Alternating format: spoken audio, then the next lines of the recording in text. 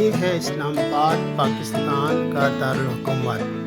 یہ خوبصورت شہر جو پہاڑوں کے درمیان میں بسا خاموشی میں بولتا ہے۔ یہاں پارلیمنٹ ہاؤس اپنی شان سے ایوانوں کو روشنی دیتا ہے۔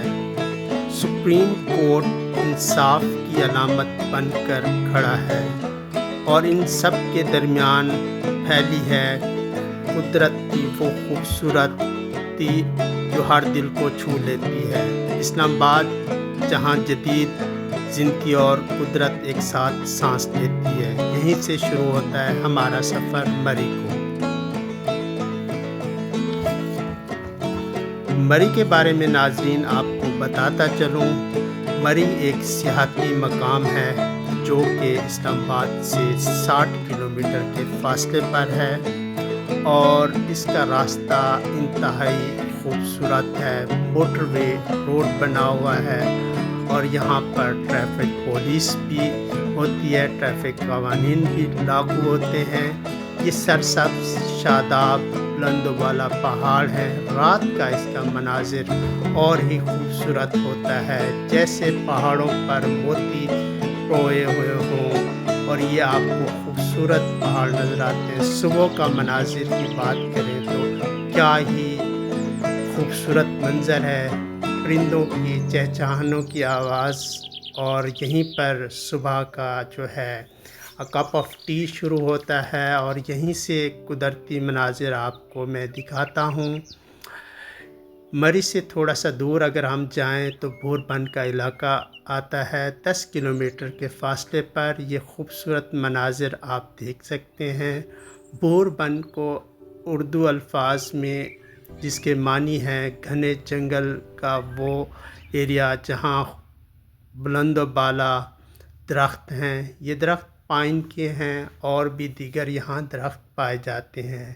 یہ اتنے لمبے گھنے جنگلات کے درخت ہیں کہ آسمان کو چھو رہے ہوتے ہیں۔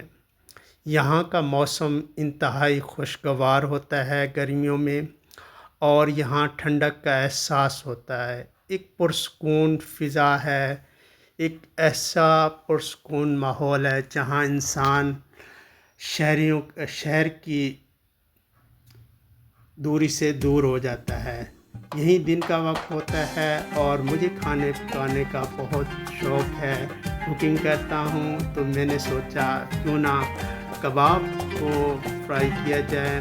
تو کباب فرائی کیے۔ بازار کے کھانوں سے اکثر میں اوائڈ کرتا ہوں۔ خود کوکنگ کا صاف ستھرا انوائرمنٹ ہوتا ہے تو میں نے خود یہاں کوکنگ کی، اور کیونکہ سرد موسم میں یہ جو کباب ہوتے ہیں اور یہ شامی کباب بہت اچھے لگتے ہیں، مجھے بہت پسند ہیں، تو اس کو میں نے بنایا کیونکہ یہ سامان چیزیں وغیرہ اپنے ساتھ اسلام آباد سے لائے ہوئے تھے ہم لوگ، تو اس کو تھوڑا سا ٹائم لگا۔ پھر میں نے دوستوں کے ساتھ ایک پوڈ کاسٹ کیا۔ اس پوڈ کاسٹ کو آپ السلام علیکم ناظرین، میں ہوں عمار اور آپ دیکھ رہے ہیں پاکستان پیس ٹی وی۔ جیسے کہ پاکستان اور انڈیا کا کل رات میچ ہوا اور میچ کانٹے دار مقابلہ رہا۔ پاکستان کی ٹیم نے تو بہت کوشش کی، لیکن آگے ہم ان کے جو ہے پاکستانی شہریوں سے جانیں گے ان کی رائے، وہ کیا کہتے ہیں۔ میرے ساتھ موجود ہیں شہزاد خان صاحب، اپنی قیمتی رائے سے ہمیں بتائیں گے، رائے دیں گے۔ جی بتائیں۔ جی السلام علیکم۔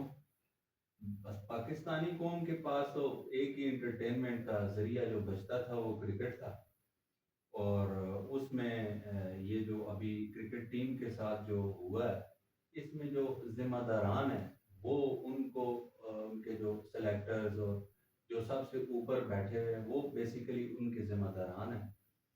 تو تبدیلی نیچے سے نہیں اوپر سے ہوگی، کچھ نہ کچھ بہتری آئے گی انشاءاللہ تعالی۔ آپ کیا کہیں گے؟ مبین صاحب میرے ساتھ تشریف رکھتے ہیں، کیا کہیں گے کہ پاکستان کرکٹ میچ اچھا کھیلا لیکن جو ہار ہو گئی ہے تو اس کے بارے میں کیا کہیں گے؟ اس کے بارے میں جیسے کہ شہزاد بھائی نے آپ کو بتایا کہ جو سلیکٹرز ہیں ان کا چینج ہونا بہت ضروری ہے، کیونکہ کسی بھی شعبے میں کوئی بھی سپورٹس ہو اس سے ریلیٹڈ ہی آپ کے سینئرز اس سپورٹس میں انکلوڈ ہونے